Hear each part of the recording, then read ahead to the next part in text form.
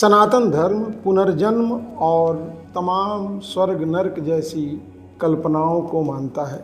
इसको कल्पना इसलिए कह रहा हूँ क्योंकि बहुत सारे लोग इसे कपोल कल्पित रचनाएं कहते हैं। हालांकि हमारे धर्म शास्त्रों में इसका उल्लेख है और बार बार इसकी पुष्टि भी तमाम घटनाओं से होती रही है। इस्लाम वहीं पुनर्जन्म को नहीं मानता। आज एक सच्ची घटना मैं आपको सुनाने जा रहा हूँ जो गीता प्रेस के एक पुस्तक में लिखी गई है, किसी के द्वारा सुनाई हुई ये घटना है। बमुश्किल 70-80 साल पहले की घटना है। नमस्कार, प्रखर आस्था देख रहे हैं आप, मैं हूँ विमलेश शुक्ल। जो घटना मैं आपको बताने जा रहा हूँ ये बदायूं ज़िले की है। बदायूं ज़िले में एक जगह है उझानी।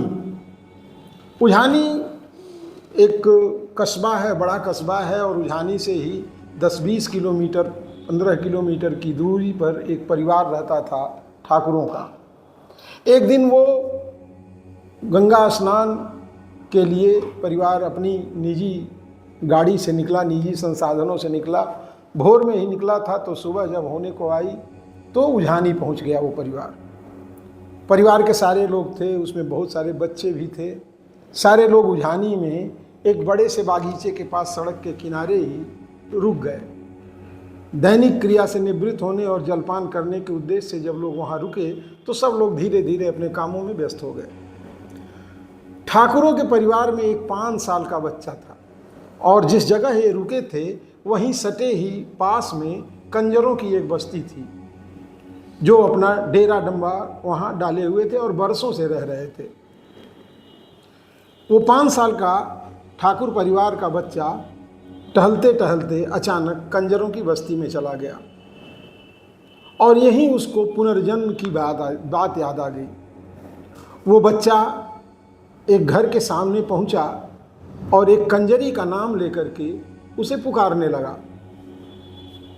कंजरी ने अपना नाम सुना एक छोटे से बच्चे के मुंह से जिसको उसने कभी देखा भी नहीं था, तो आश्चर्यचकित होकर के बाहर निकल आई।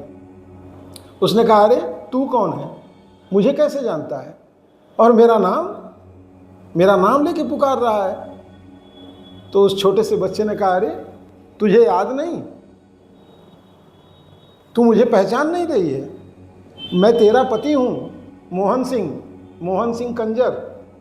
उसे बड़ा आश्चर्य हुआ। उसने कहा, अरे तू इतना छोटा है, मेरी उम्र देख रहा है, तू मेरा पति कैसे हो सकता है।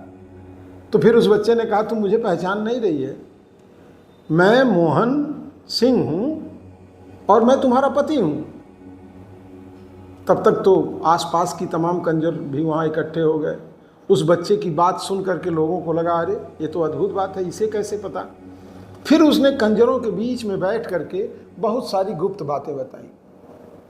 ये सारी चीज़ें हुई तो लोगों का आश्चर्य भी बढ़ा और लोगों को धीरे धीरे ये विश्वास हो गया कि इस बच्चे का पुनर्जन्म हुआ है और इसकी याददाश्त आ गई है। ये पिछले जन्म की सारी चीज़ों को देख सकता है, समझ सकता है और सारी चीज़ें इसको याद हैं। अब तो लोग उस बच्चे को गोदी में लेकर दुलार करने लगे इधर उधर। अब पूरा इकट्ठा हो गया, कंजरों की बस्ती इकट्ठी हो गई। अब इधर दूसरी तरफ जब सब लोग अपने दैनिक क्रिया से निवृत्त हुए तो उस मासूम बच्चे को ढूंढने लगे। सब लोग अचानक परेशान हो गए, अरे ये छोटा बच्चा हमारा गया कहाँ। तो उन्होंने देखा कि कंजरों की बस्ती के पास भीड़ जुटी हुई है। ठाकुर परिवार के कुछ लोग वहाँ गए तो उन्होंने देखा कि ये बच्चा तो कंजरों के बीच में है और हंस रहा है, बोल रहा है, खिलखिला रहा है, लोगों से बातें कर रहा है। तो ठाकुर साहब पहुँचे तो उन्होंने कहा, अरे भाई मेरा बच्चा है, ये गलती से यहाँ आ गया है, इसको मुझे वापस कर दो। अब चूंकि कंजरों की विश्वसनीयता बढ़ गई, कंजरों से जो उस मोहन सिंह ने कहा वो उसकी अक्षरशः बात सत्य थी, तो उन लोगों ने उसे मोहन सिंह मान लिया। अब बच्चा लौटाने के लिए लोग तैयार नहीं थे। ठाकुर परिवार भी अपनी यात्रा को वहीं रोक करके इस मामले में उलझ गया। सुबह का समय और समय बीतने लगा, घंटों बीत गए, कोई समझौता नहीं। कंजर उस बच्चे को देने के लिए तैयार नहीं थे और इधर ठाकुर परिवार उस बच्चे को छोड़ने को राजी नहीं था। मामला बढ़ा तो ये बात पुलिस तक गई। पुलिस आई, हुकूमत थी, आज़ादी के आसपास की ये घटना है। अब बात बढ़ी तो पुलिस की बात भी कंजर मानने को तैयार नहीं हुए।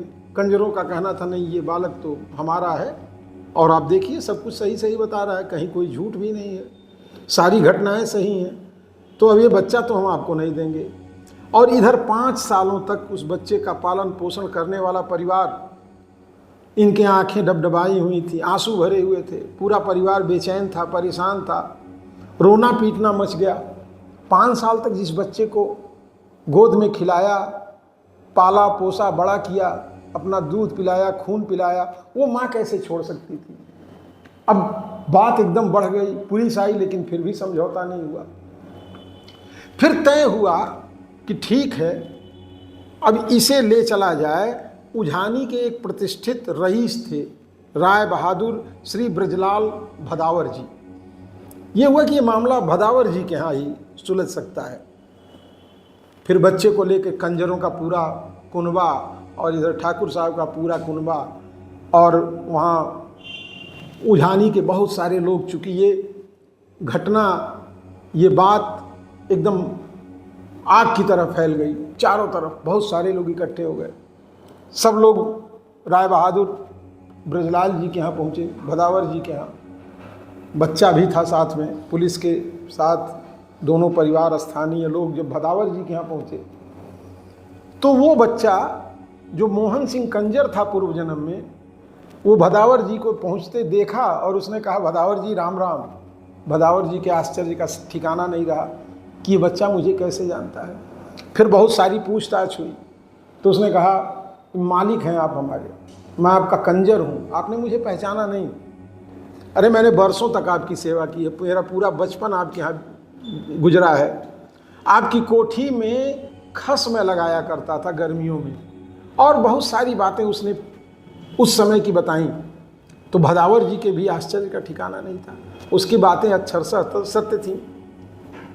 खैर, बहुत समझाने बुझाने के बाद कंजर इस बात पर राजी हो गए कि ठीक है, ये बच्चा ठाकुर परिवार में ही रहेगा, लेकिन मेल जोल की स्थिति कभी ख़त्म नहीं होगी, मेल जोल होता रहेगा।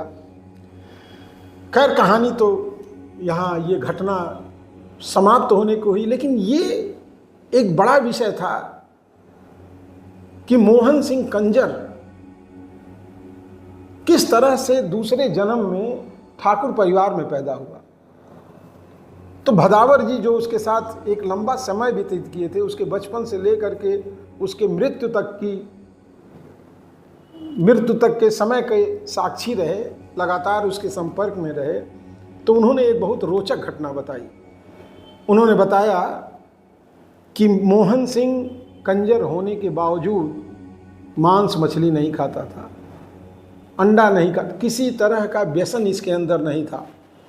और ये जब धीरे धीरे बड़ा होने लगा तो इसकी आसक्ति गंगा और तमाम पवित्र नदियों की तरफ बढ़ने लगी। वहाँ जाता था, स्नान करता था, पूजा तो नहीं करता था लेकिन राम नाम का जप करता था। भदावर जी ने कहा, शायद इसके उसी पुण्यों का फल है कि आज ये कंजर परिवार में मृत्यु को प्राप्त होने के बाद भी एक अच्छे और ठाकुर परिवार में जन्म लिया। तो ये सत्य घटना जो मैंने बताया, ये गीता प्रेस की पुस्तक में है, आपको एक बार फिर मैं बता दूं। और ये कहीं से भी कहानी नहीं है, तो ये निश्चित रूप से माना जा सकता है कि हमारे कर्म ही हमें स्वर्ग नरक और अच्छा बुरा दोनों फल देते हैं। आज की इस सत्य घटना में बस इतना ही, फिर अगली सत्य घटना के साथ पुनः मुलाकात होगी। तब तक हमें आज्ञा दें। नमस्कार।